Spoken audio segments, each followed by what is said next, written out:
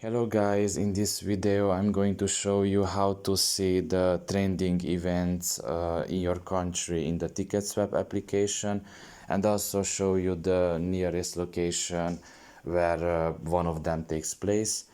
So you need to enter the app first, and after entering you can see at the top of your right corner that there is a location name there. You click on it, and if you click on the nearby option, it will basically instantly set that location in, so automatically it will appear in that corner where basically an event or multiple event already takes place or soon to be taken place.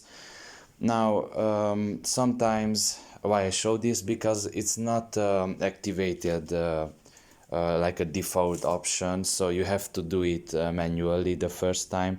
For example, for me it appeared another location, so I had to set this Bonsida location in for it to appear.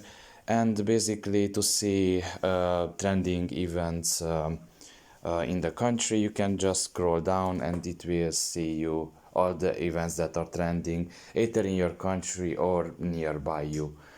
So for example, how this Coldplay festival is taking place. So that would be the video about very shortly. I really hope it was helpful to you. Thank you for listening and see you next time. Bye bye.